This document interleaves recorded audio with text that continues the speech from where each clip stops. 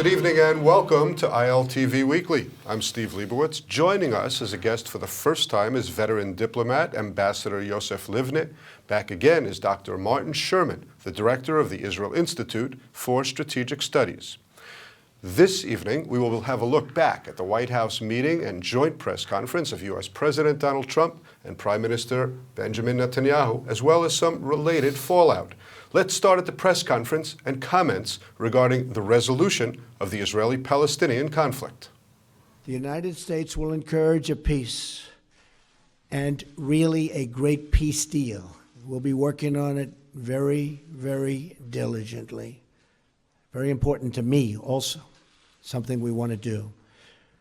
But it is the parties themselves who must directly negotiate such an agreement.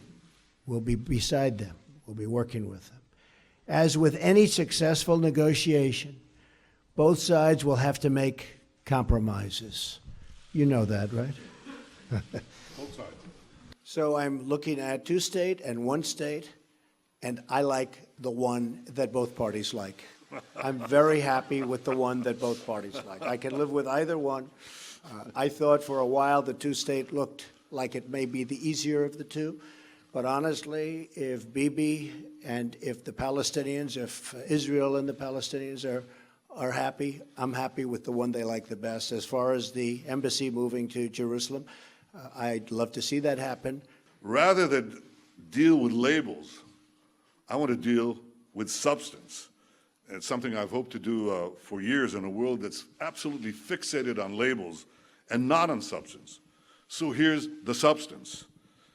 There are two prerequisites for peace that I laid out several years ago, and they haven't changed. First, the Palestinians must recognize the Jewish state. They have to stop calling for Israel's destruction. They have to stop educating their people for Israel's destruction. Second, in any peace agreement, Israel must retain the overriding security control over the entire area west of the Jordan River, because if we don't, we know what will happen, because otherwise we'll get another radical Islamic terrorist state in the Palestinian areas, exploding the peace, exploding the Middle East. As far as settlements, I'd like to see you hold back on settlements for a little bit. We'll work something out, but I would like to see a deal be made. I think a deal will be made. I know that every president would like to. Most of them have not started till late because they never thought it was possible. And it wasn't possible because they didn't do it. But Bibi and I have known each other a long time. A smart man, great negotiator. And I think we're going to make a deal. It might be a bigger and better deal than people in this room even understand. That's a possibility. So let's see what we do. Let's try it. Doesn't sound too optimistic, but that's he's a good negotiator. That's the art of the deal. So Trump is telling Netanyahu to hold back, Ambassador Livni. He's telling Netanyahu to hold back on settlements, be ready for compromise. How is this really different than what Obama was calling for? Well, I think that President Obama was much more strict, or the way he described his position, whereas I think that President Trump is going in more easy layout way. But basically, he's telling the Prime Minister, whatever agreement you reach will be fine with us. I'm not sure that Israelis would love the idea of one state, because it will create a situation where, first of all, we will have to decide what kind of a one state do we want. Do we want one state in which every single person who lives between the sea and the Jordan River becomes an Israeli citizen? But I think that from the visit and from different declarations by people associated with the administration, we understand that the emphasis is on two-state solution. And I think as many Israelis, or most Israelis, that two-state solution, provided all the security concerns are taken into consideration. Is All right, the well, let only- me ask Dr. Sherman about this. Dr. Sherman, neither leader stated that they are committed to the two-state solution. Did this meeting open up other options? Well, perhaps, but you know, history has been very lenient with Netanyahu. It's given him chances that it hasn't given other leaders. It's given him the chance to correct past mistakes, and he seems to have frittered them away. For instance, when he made that unfortunate speech in Bar Ilan in 2009, embracing Palestinian statehood. Now he had a chance to rewrite that. He's just come through 8 harrowing years of the most Islamophilic president that there's been in the history of the United States. And he had a chance to write a new page and take the grotesque idea of Palestinian statehood off the agenda. Unfortunately, he seems to have written more or less the same page that he had with Obama. You know, he talked about substance and labels. Yeah, and whilst the tone with Trump may have been far more amiable and cordial, the substance seems to be pretty similar. Well, for the first time in many years, you heard an American president opening up the possibility of another solution other than a two-state. Did you find that to be encouraging? Well, yes and no, because as bad as the two-state solution is, the one-state solution as being presented by many people, and now paradoxically even people on the right, is probably more dangerous than the two-state solution, because unless you have a solution regarding what you have to do with the Arab population there, then you're going to, instead of having a intolerable geographic situation, you'll have an intolerable demographic situation. And so you need to formulate a prescription which simultaneously addresses both these imperatives. One, retains the territory, and B, addresses the size of the Arab presence west of the Jordan River. West of the Jordan River. Ambassador Livni, Defense Minister Lieberman this week was speaking about the possibility of gerrymandering the boundaries in a kind of a solution in which some Arab communities inside Israel become part of this Palestinian entity, and Israeli settlements in Judea and Samaria, the West Bank, are brought into Israel. It's the defense minister saying it now. Does that mean that it's heading towards becoming government policy? Well, I don't know. It has been Mr. Lieberman's position for quite a number of years. He said it before. And I think that most of the people who live in, he referred to the Arab region in northern Israel, more or less, as candidates to be transferred to, or to be part, not transferred, to be part of a Palestinian state. They'll have it's a major no people issue. will move. Just the border will move, not the people. No, yeah, but it means that these people will be living in a different state rather than the one they've lived for 70 years, almost 70 years, because Wadi Arab was incorporated into Israel following the armistice.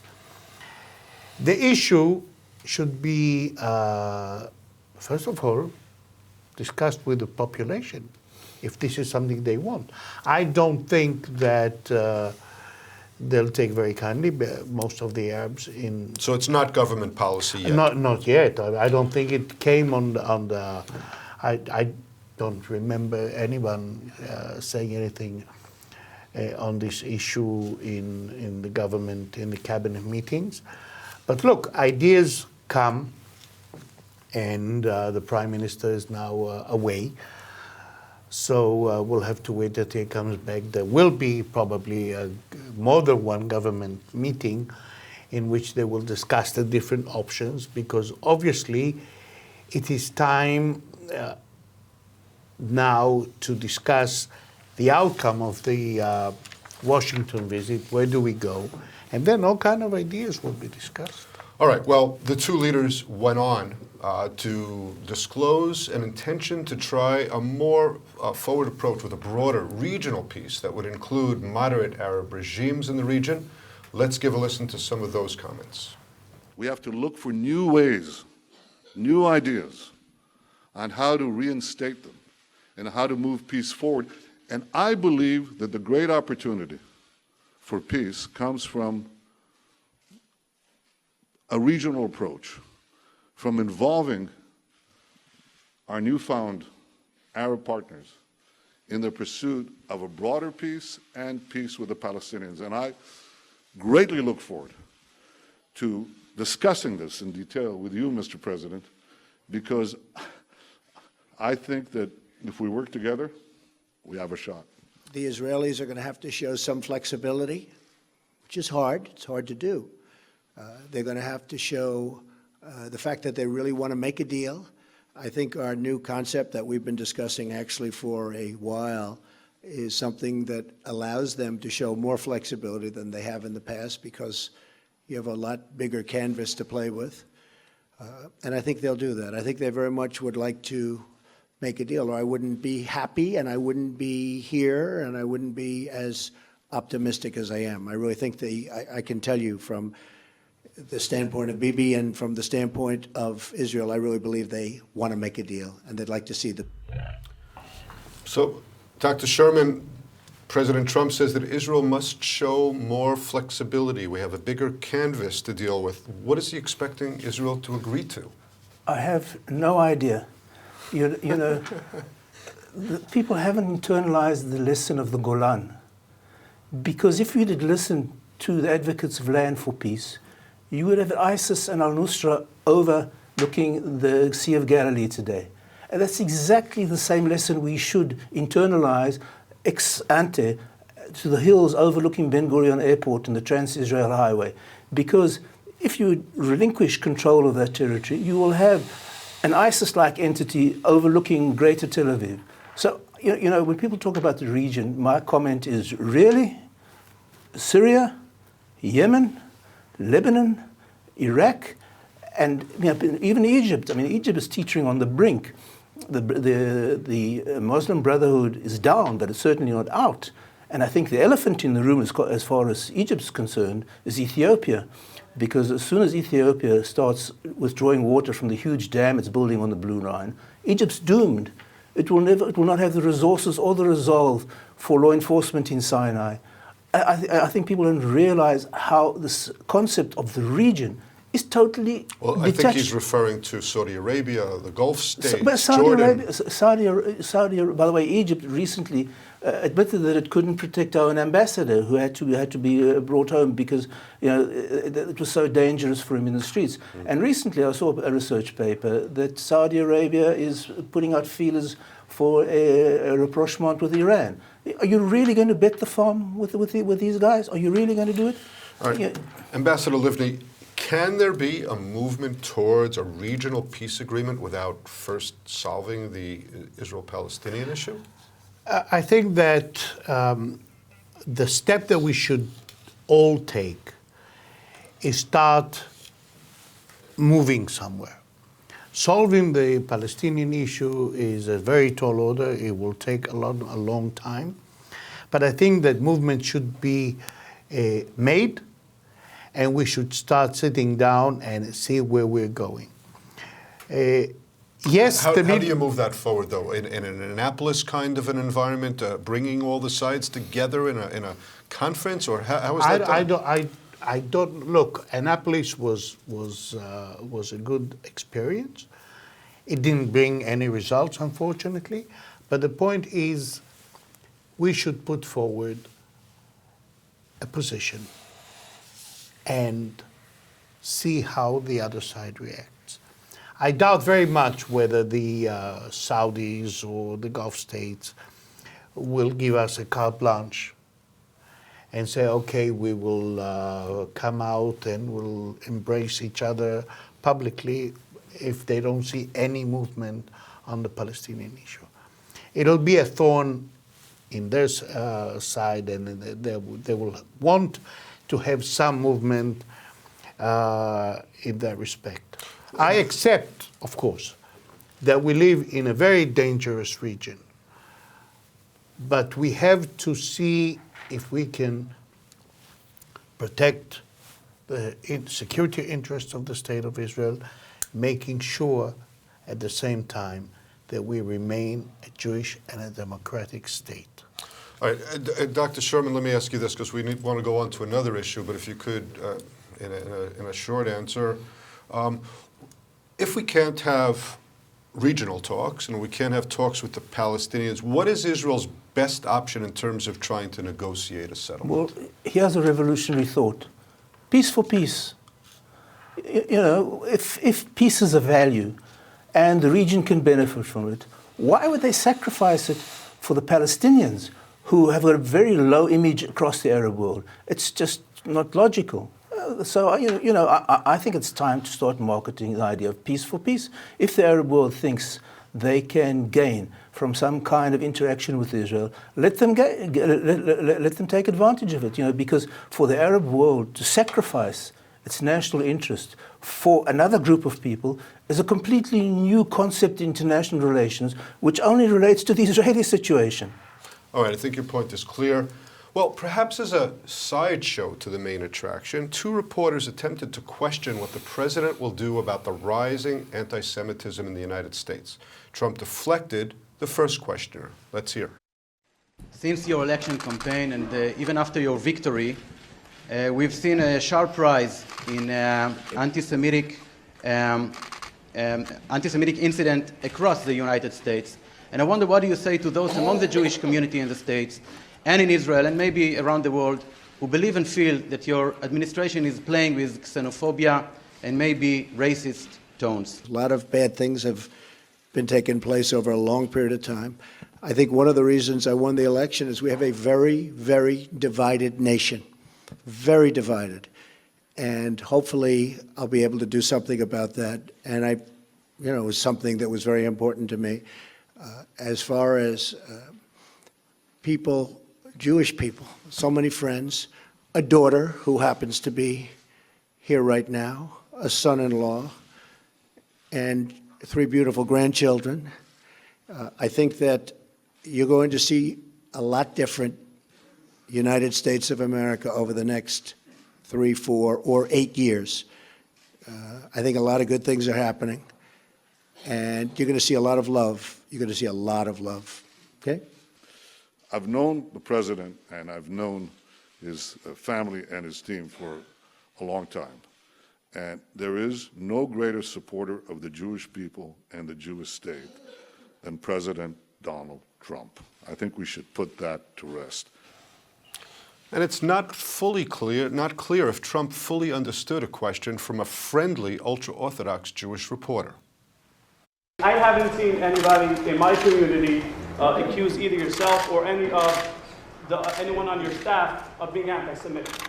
We understand that you have Jewish grandchildren. You are their Zaydi. However, what we are concerned about, and what we haven't really heard being addressed, is an uptick in anti-Semitism and how the government is planning to take care of it. There's been a report out that 48 bomb threats have been made against Jewish centers all across the country in the last couple of weeks.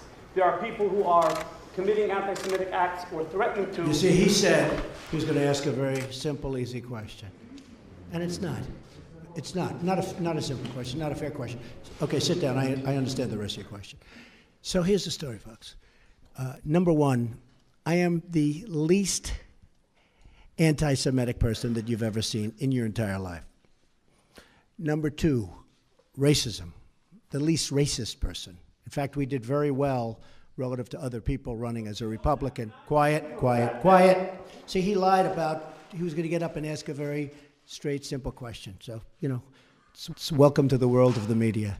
But let me just tell you something, that I hate the charge. I find it repulsive. I hate even the question, because people that know me, and you heard the Prime Minister, you heard Netanyahu yesterday. Did you hear him? Bibi. He said, I've known Donald Trump for a long time. And then he said, forget it. So you should take that instead of having to get up and ask a very insulting question like that. Ambassador Livni, it appears that Trump doesn't really understand the questions. Maybe Netanyahu, instead of saying that he wants to put the issue to rest, he should put the question to the Trump administration. Why is he not willing to speak out about the rising anti-Semitism in the United States?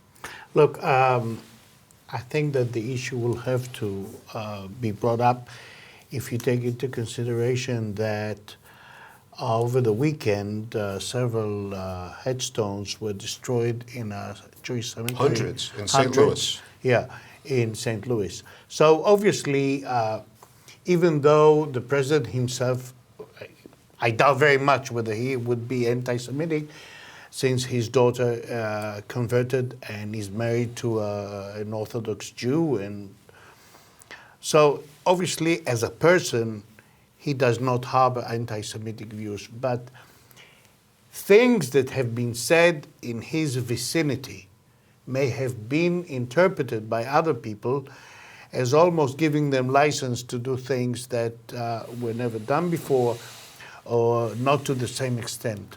So I think that the issue will have to come up.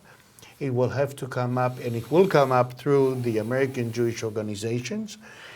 And yes, I think that eventually, at some point, Israel will have to express its concern. After all, this is who we are. The state of Israel is the Jewish state, or the state of the Jews. And when Jews find themselves in a situation where there's a growing incidence of anti-Semitic attacks, yes, Israel should speak up. Dr. Sherman, if we're happy with what Trump says about possibly moving the embassy and we're okay with his position on settlements and so on, and he's sort of letting Israel have a much easier time than the Obama administration, why do we have to speak up about anti-Semitism? It's a problem of the American Jews, no? Well, I'm not sure what statistics they're basing on. As far as I remember, even before Trump, there were far more anti-Semitic incidents than there were anti-Muslim incidents. And I think we're playing down the threat of anti-Semitism on the other side of the political divide, because the closeness of the Democratic Party to bodies like the Muslim Brotherhood and other Islamist organizations are not really consistent with a positive attitude towards the Jewish community and the Jewish state.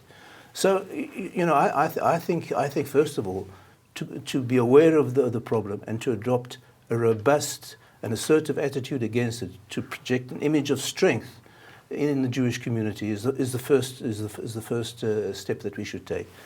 But I'm not sure that there is more anti-Semitism on the right side of the political divide than there is on the left side of the political divide, or more on the Republican side than there is on the Democratic side. So I would be very doubtful or very careful about associating more anti-Semitism with the Trump regime than there would have been with the alternative regime. There's been all these bomb threats, and now there's the do we attack know on a who, cemetery. do we know who would perpetrate them? Or maybe they were Islamist elements. I don't know who perpetrated them, and I wouldn't be surprised if a lot of the anti-Semitism came from the Islamic sector of All right, the well, United we'll States. know when there's some clearer direction in the investigation, I suppose, if they do investigate. Well, I'm afraid that's all the time we have for this broadcast. Thanks again to my guests, Ambassador Yosef Livni and Dr. Martin Sherman. I'm Steve Liebowitz. This has been Israel Weekly, and shalom to you from Israel.